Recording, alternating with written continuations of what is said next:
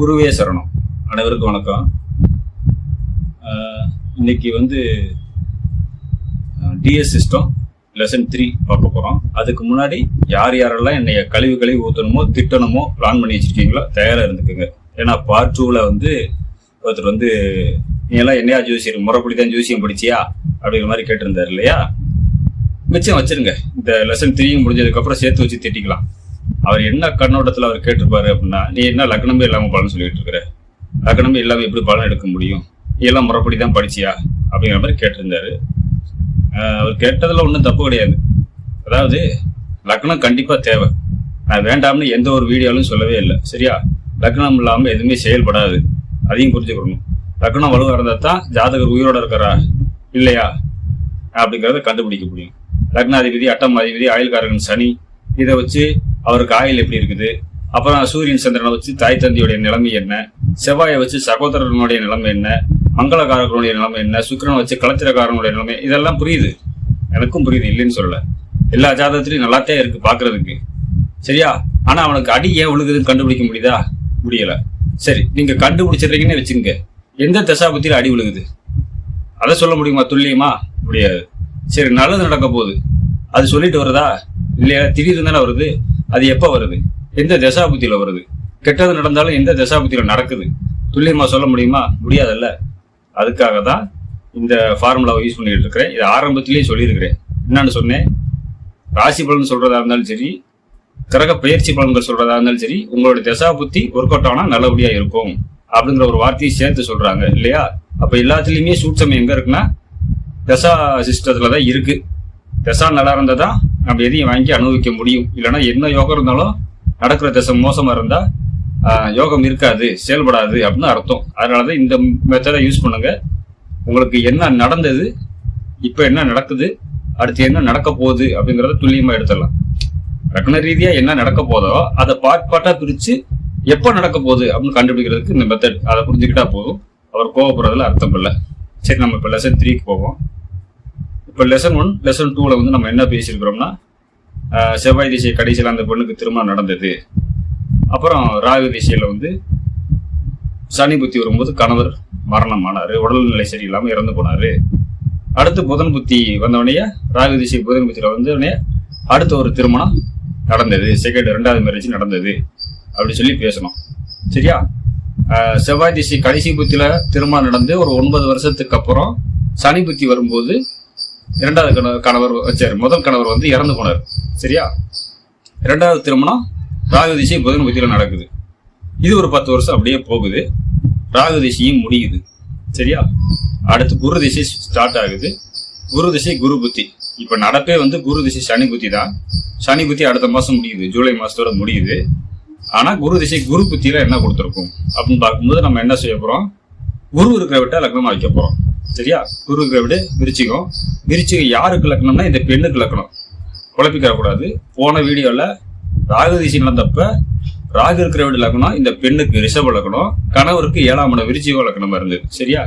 செவ்வாய் நீசமாய் போனாரு, அதனால கணவர் இறந்து போனாரு அப்படிங்கிற மாதிரி சொல்லி இருந்திருப்பேன். இந்த வட்டம் விருச்சிக லக்னம் இந்த பெண்ணுக்கு செயல்படுது, கணவருடைய லக்னம் ரிஷப லக்னமா செயல்படுது. இதுல எந்த ஒரு குழப்பம் வந்துட வேண்டாம். திரும்பவும் சொல்லிக்கிறேன். சரி, இப்ப குரு திசை ஸ்டார்ட் ஆகுறாரு. இதுக்கு என்ன சொல்லலாம், ஜீவனில் சுவரே வாழ சீவியர் நோக்க கூட பாவிகளை பார்த்த விஜயன் கொண்ட பணிபோலாகும் ஆவதே ஆயுள் தீர்க்கம் அறிவிலே மன்னவன் ஆவான் அப்படின்னு சொல்லுவாங்க பாடல். அதுல ஒரு பாயிண்ட் நோட் பண்ணுங்க. ஆவதே ஆயுள் தீர்க்கம் அப்படின்னு சொல்றாங்க. ஆயுள் தீர்க்கம் தான் யாருக்கு?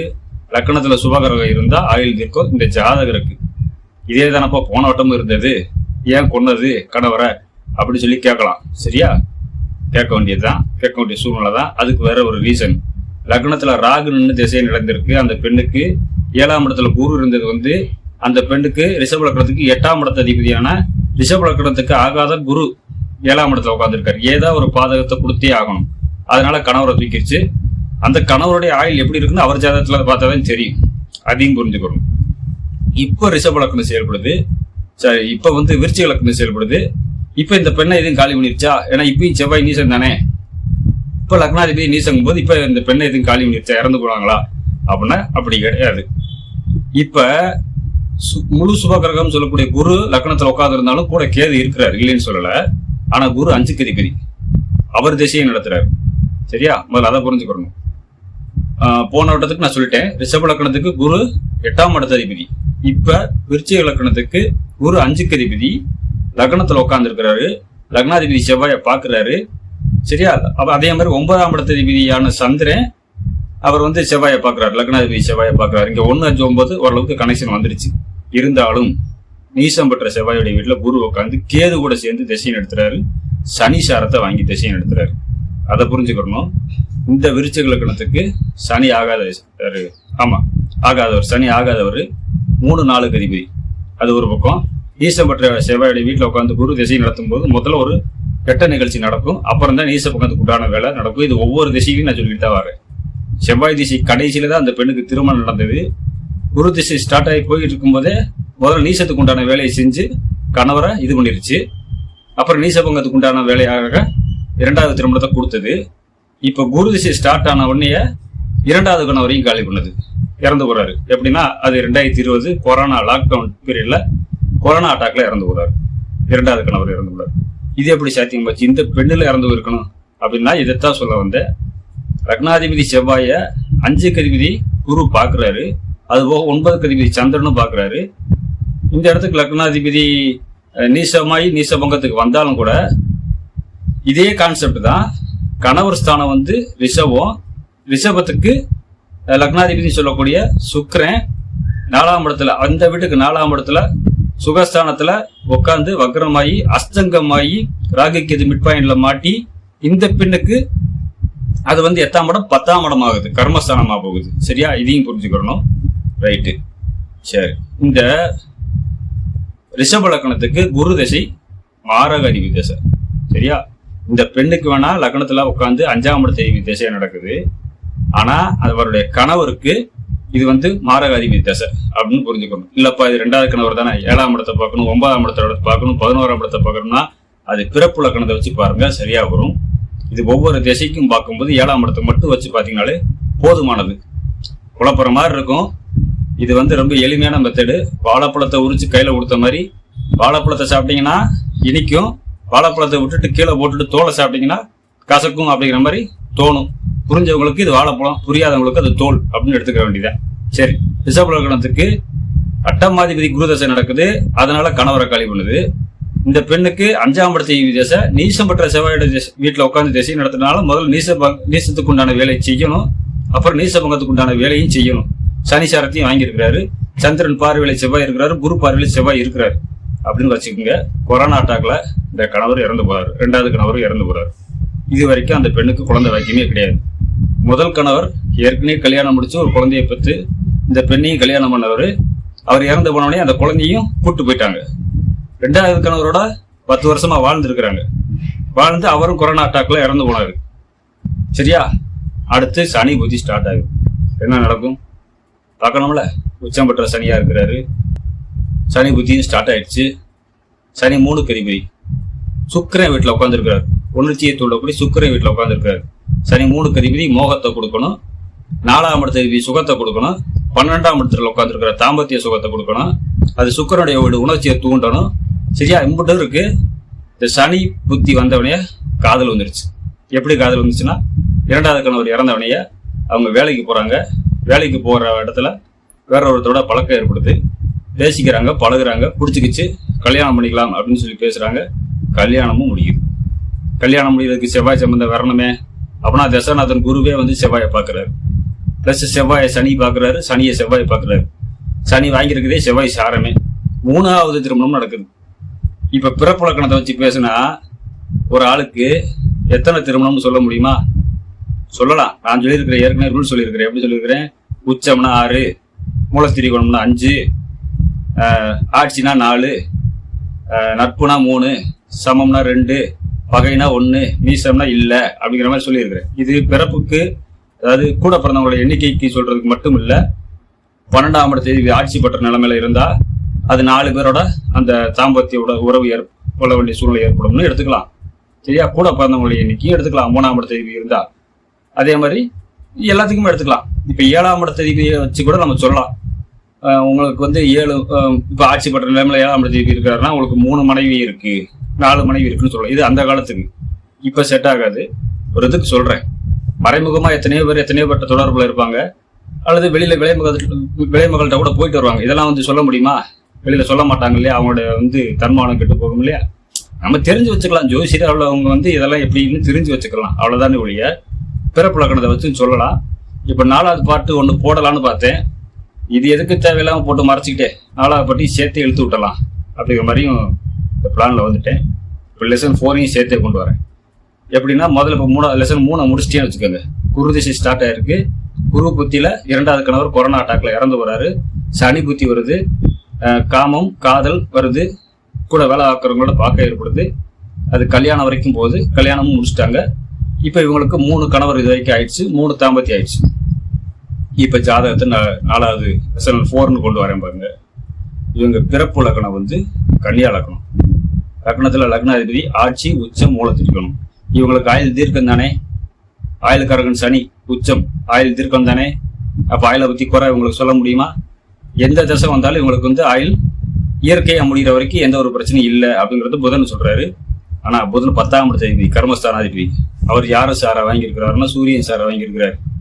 சூரியன் கேது சாரா வாங்கி ராகு கேத்து மிட் பாயிண்ட்ல மாட்டிருக்கிறாரு. சூரியன் 12ஆம் இடத்தை அதிபதி. தாம்பத்திய சுகம் பாதிக்கப்படணும், அதை தான் கர்மம் அப்படின்னு சொல்லக்கூடிய லக்னாதிபதியை 10ஆம் இடத்தை அதிபதியா வந்து ஏற்கிறாரு அப்படின்னு அர்த்தம். இப்ப சூரியன் 12ஆம் இடத்தை அதிபதி. என்ன சொன்னேன்? ஆட்சி 4ன்னு சொன்னா 3 அல்லது 4, நீங்க 3ன்னு எடுத்துக்கோங்க. சூரியன் ஆட்சி அப்படின்னா 3, சரியா? 3 தாம்பத்தியம் அனுபவிக்கணும். ராகு கேது மிட் பாயிண்ட்ல மாட்டிருக்காரு. கொடுத்து கெடுக்குது. 3 தாம்பத்தியத்தை கொடுத்து கெடுக்குது. சூரியன் கொடுக்க முயற்சி பண்றாரு, ஆனா ராகு கேது மிட் பாயிண்ட்ல மாட்டி கேது சாரவானால கெடுக்குது அப்படின்னு வச்சுக்கோ. கூட யார் இருக்கிறா? சுக்கிரன். 2க்கு அதிபதி, குடும்பஸ்தானாதிபதி. அவர் ஆட்சி பண்ற சுக்கிரன் கூட, சூரியன் கூட சுக்கிரன். அப்ப 3 குடும்பத்தை கொடுக்குது. 3 குடும்பமும் இந்த மாதிரிதான். 2 குடும்பம் அடிபட்டு 3வது குடும்பத்து வரைக்கும் போய் நிக்குது, சரியா? அந்த சுக்கிரனே வக்ரமாயிருக்கிறாரு, அஸ்தங்கமாயிருக்கிறாரு, ராகுகேது மிட் பாயிண்ட்ல தான் மாட்டிருக்கிறாரு. அந்த சுக்கிரனே 9க்கு அதிபதி. பாக்கியம் எத்தனை பாக்கியம் கொடுத்தாலும் நிக்க மாட்டேங்குது, பெரும்பாடா இருக்கு, வாழ்க்கையே பெரிய போராட்டமா இருக்கு அப்படிங்கிற மாதிரி போகுது, சரியா? ரைட். 7ஆம் இடத்து அதிபதி கணவர் ஏன் இறந்தாருன்னு பார்க்கணும்ல. 7க்கு அதிபதி குரு பாதகாதிபதி 3ஆம் இடத்துல மறைஞ்சுதான் இருக்காரு. நீசம் பெற்ற செவ்வாயோட வீட்டுல தான் இருக்கிறாரு. நல்ல விஷயம் தானே. அப்படின்னா நீசம் பெற்ற செவ்வாயோட வீட்டுல வந்து அங்க எங்கிட்ட ஆயுள் படம் சொல்ல முடியும். கேது கூட சேர்ந்து இருக்கிறாரு, சரியா? சனி சாரமே வாங்கியிருக்கிறாரு. சனி யாரு? மீனத்துக்கு 11க்கு அதிபதி, 12க்கு அதிபதி, மாரகாதிபதி. உபயம் தானே மீனம். உபயத்துக்கு 11ஆம் இடம் மாரகம் பாதகம் தானே சொல்லுவாங்க. அவர் சாரத்தை வாங்கி 9ஆம் இடத்துல உட்காந்து லக்னத்தையே பார்த்தாலும் கூட ஈசம் பெற்ற செவ்வாயோட வீட்டுல இருக்கிறதுனால, அவரும் ஒரு செவ்வாய் ஒரு மாரகாதிபதி அப்படிங்கிறதுனால அவருக்கு வந்து இந்த கணவருக்கு வந்து அற்பாயில் கணவராத்தான் வந்து அமைகிறாங்க அப்படின்னு சொல்லலாம். செவ்வாய் மங்களகாரகன், 3ஆம் இடத்து அதிபதி, சரியா? உணர்ச்சியை தூண்டக்கூடியவர், முயற்சியை சொல்லக்கூடியவர். அவர் வந்து நீசமைப்படார். என்ன முயற்சி பண்ணாலும் நிக்க மாட்டேங்குது. 8ஆம் இடத்து அதிபதி ஆங்கலேஸ்தானாதிபதி, மங்களகாரகன். நீசபங்க ராஜயோகத்துல இருக்கிறதுனாலதான் ஒவ்வொரு தடவையும் கொடுக்குறாரு. ஆனா கொடுத்தாலும் நிக்கல. என்னதான் இருந்தாலும் நீசம் தான் அப்படிங்கிற மாதிரி வேலை செய்யுது. இதனாலதான் நான் பெரும்பாலும் சொல்றேன், நீசம்னா நீசம்தான். நீசத்துக்கு உண்டான வேலை தான் முதல்ல நடக்கும். நீச பங்கத்துக்கு உண்டான வேலை அப்புறம் தான் நடக்கும். ஆனா கண்டிப்பா கிடைக்கும். என்ன ஒரு திருப்தி இல்லாத ஒரு தன்மையா போகும் அப்படின்னு இருக்கும். ஒருத்தர் கூட கேட்டிருந்தாரு, 8ஆம் இடத்து நீசமாய் திசை நடத்தினா தாம்பத்திய சுகத்துல பிரச்சனை ஏற்படுமா அப்படின்னா கொடுக்கும், அதுல திருப்தி இருக்காது அப்படிங்கிற மாதிரி போகும். சரி, அது ஒரு பக்கம் இருக்கட்டும். இப்ப செவ்வாய் கொடுக்குறாரு. அவரால் முடிஞ்ச வரைக்கும் நீச பங்கத்துக்கு உண்டான வேலையை செய்யணும்னு செவ்வாய் திசை கடைசியில தான் கல்யாணத்தை கொடுத்துருக்காரு. ராகு திசை வந்தவனே நீசத்துக்கு உண்டான வேலை புடுங்குது. நீச பங்கத்துக்கு உண்டான வேலை சிரிப்பு அதே ராகு திசையில 2வது கல்யாணமும் நடக்குது. குரு திசை ஸ்டார்ட் ஆனவனே பழனி கொடுக்குது. அடுத்த பத்தி வந்தவனே திருப்பி கொடுக்குது. அது அடுத்து அப்படியே ரொட்டிட்டா போயிட்டே இருக்குது, சரியா? இப்ப பாருங்க, இந்த பிறப்பு லக்னத்துக்கு செவ்வாய் திசை நடந்த வரைக்கும் கூட விட்டுருவோம். ராகு திசை 9ஆம் இடத்துல உட்காந்து திசையை நடத்திருக்கிறாரு. 9ல தனிச்ச ராகு சுக்கிரன் வீட்டுல உட்காந்து திசையை நடத்திருக்கிறாரு. அப்படின்னா நல்லது செய்யலாமான்னா சுக்கிரன் கேது சாரை வாங்கி அஸ்தங்கமாகி ராகு கேது மிட் பாயிண்ட்ல மாட்டினதுனால ராகு என்ன கொடுக்கணுமோ அதை எல்லாத்தையும் கொடுத்துட்டாரு. ஏன்னா ராகு செவ்வாய் சாரம், செவ்வாய் நீசம் பெற்ற செவ்வாய் சாரம், அது அஷ்டமாதிபதி கன்னி லக்னத்துக்கு. அதனால என்னென்ன பாதகத்தை கொடுக்கணுமோ அத்தனையும் கொடுத்துட்டாரு, சரியா? குரு திசை வந்தா குரு 7க்கு அதிபதி பாதகாதிபதி 3ஆம் இடத்துல மறைஞ்சு போயிட்டாரு, கெடுக்க கூடாதுன்னா கண்டிப்பா பாதகாதிபதியா இருந்தாலும் கெடுக்கத்தான் செய்யணும். நீசம்பட்ட செவ்வாயுடைய வீட்டுல இருக்கிறதுனால செஞ்சுட்டே ஆகணும். கூட கேது இருக்கிறதுனால கெடுத்துட்டே ஆகணும் அப்படிங்கிறதுக்காக 7க்கு அதிபதி 3ஆம் இடத்துல உட்காந்து 5க்கு அதிபதியான சனியுடைய சாரத்தை வாங்கியிருக்கிறாரு. அந்த 3ஆம் வீடு கொடுத்த 3ஆம் இடத்தியான செவ்வாய் 11ஆம் இடத்துல இருக்காரு. இங்க 3, 7, 11 கனெக்ஷன் பிளஸ் 5க்கு அதிபதியோட சனியுடைய சாரத்தை வாங்கியிருக்கிறாரு. அதனால இந்த 5க்கு அதிபதி மட்டும் இல்லாம சனி 6க்கு அதிபதி அப்படிங்கறதுனால இந்த 3, 7, 11 காமமும் வேலை செய்யணும், காதலும் வரணும், அந்த பாதகமும் நடக்கணும். அப்படிங்கறதுக்காக 2வது கணவரையும் தூக்கி விட்டுட்டு 3ஆவதா காதல் திருமணமா முடிச்சு இந்த பெண் வாழணும் அப்படிங்கிறதையும் நம்ம இந்த இடத்துல எடுத்துக்கலாம். இது லக்ன ரீதியா எடுத்துக்கலாம். இது எந்த தசாபத்தில் எப்படி ஒர்க் அவுட் ஆகுது அப்படிங்கறத இந்த டி சிஸ்டர் எப்படி பாத்தீங்கன்னா அடுத்தடுத்து நடக்கக்கூடிய சம்பவங்கள் என்ன அப்படிங்கறது தெளிவா இதன் மூலியமா தெரிஞ்சுக்கலாம். இதுக்கு மேல நான் என்ன சொல்லணும்? 12ஆம் இடம் ஆட்சி பெற்ற நிலைமைனால தாம்பத்திய சுழற்சின்னு சொல்லியாச்சு. 2ஆம் இடத்தை பாதிக்கப்பட்டார், அதனால குடும்பம் நிக்க மாட்டேங்குதுன்னு சொல்லியாச்சு. திரும்ப திரும்ப கொடுக்கறதுக்கு காரணம் நீச உட்காந்துக்கு உண்டான வேலைன்னு சொல்லியாச்சு. இதுக்கு மேல இந்த வீடியோவை அதிகமா இழுக்க வேண்டாம் அப்படிங்கறதுக்காக தான் ஒரே இதில் முடிக்கிறேன். இது என்ன, ஒன்னா படிச்சவங்க, ஒன்னாவே வந்து வளர்ந்தவங்க, ஒரே ஊருக்காரங்க, ஒரு நாள் வித்தியாசத்துல, ஒரு நாள் சொல்றதை விட 13 மணி நேரம் வித்தியாசத்துல பிறந்தவங்க, நண்பர்கள், ஒரே படிப்பு படிச்சவங்க, ஒருத்தர் கோடீஸ்வரனாக இருக்கிறதுக்கும் ஒருத்தர் வந்து கஷ்டப்படுறதுக்கும், அவர் பிறக்கும்போதே கோடீஸ்வர வீட்டில் பிறந்ததுக்கும் ஒருத்தர் ஏழையா பிறந்ததுக்கும் எந்த கிரக மாற்றமும் கிடையாது. ராசியும் லக்னம் மட்டும்தான் மாறுது.